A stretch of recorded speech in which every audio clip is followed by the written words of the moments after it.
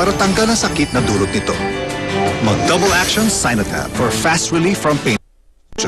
Trust the nose experts. Mag-double action Sinotab.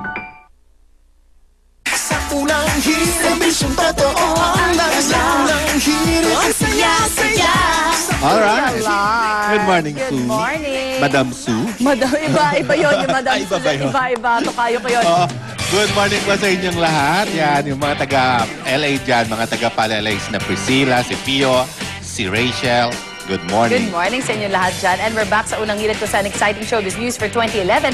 Ang ating next na pag-uusapan sa mga loyal kapuso dyan, ay nga pala katulad ni Christina Masaya na loyal kapuso. Thank you so much, Christina. Merry Christmas. Thank you for always watching unang hirit. At tsak nakita nyo na ang pagsulyap namin sa mga upcoming telebabad shows ng GMA.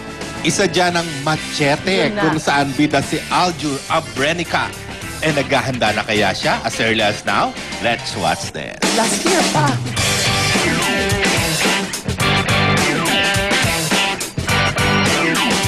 Wala na raw mahihiling pa si Aljur Abrenica sa darating na bagong taon dahil finally ay natupad na ang kanyang long-time wish, ang makuha ang role na Machete. Kahapon sa ginanap na story conference ng isa sa mga pinakaabangang primetime offering ng GMA sa 2011, ang Machete, hindi maitago ni Aljur ang sobrang excitement at happiness na kanyang nadarama. Sobra. 3 years ko nang hinihintay. Kung may audition nga, di ba, nag-audition. Pero thankful ako dahil sa akin po talaga, na mismo, pinagkatiwala. At dahil mapapalaban sa pagpapakita ng kamachohan si Aljur, ngayon pa lang daw ay wala ng puknat ang pagpapaganda ng kanyang katawan. So, I'm getting into shape. And nag-attend po ako ng mga wushu class na binigay po sa akin ng Artist Center. Siyempre, hubaran. Yun pa lang naman. And nagsistart ako mag-swimming ulit. Samantala, ang mga kapuso leading ladies na sina Bella Padilla at Raisa Senon naman ang makakasama ni Aljur dito. Handa naman kaya si Aljur sakaling malink siya sa kanyang magaganda at sexy leading ladies? Kung malilink naman po ako sa natural lang naman po yun eh. Dahil lahat naman po ng nagiging leading lady ko sa bawat soap ay nagiging ka-close ko po.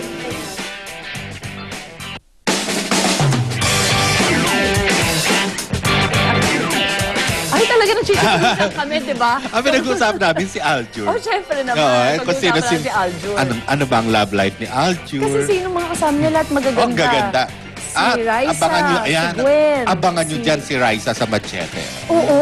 Siya yung Magugulat nasa kayo. vlog, di ba? Yeah, ibang Raisa Sinon. Sabi nga, ito ang Raisa Sinon ng 2011. Ayun na, go girl, di ba? Diba? Year mo na to. Ayun, so abangan natin ang Machete. At si Aljur pala, tinext niya raw si Cesar. Oh. Na Sino Cesar? Cesar Montano kasi di ba si Akala Cesar ko culinary, Montano why? yung Machete, original That's Machete. that's right. So humihingi siya ng tip. Sabi naman daw ni Cesar sa kanya, kayang-kaya mo yan, relax ka lang, kayang-kaya mo yan. Nice. Support. It's always good pag nakukuha mo yung approval nung naunang nag-portray ng role sa'yo, di ba? Correct. Parang, Golden Bibe. Oo, si Super Inday, di ba? Super Inday na Golden Nakuha Bibe. niya rin yung ni Ate Maria.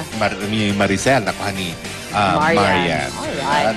Oy, MMFF pa. Habol pa kayo. Oy, habol pa. Nako, palabas pa yung mga pelikula ng Metro Manila Film Festival. Si Agimat at si Enteng Cabisote, Father Jejemon, At marami Super pang iba. Inday. At Wow. siyempre, papunta na tayo ngayon sa Unang Unang balita. Ang mga unang balita sa mga oras na ito. Ang latest sa bentahan ng paputok sa Bukawi, Bulacan.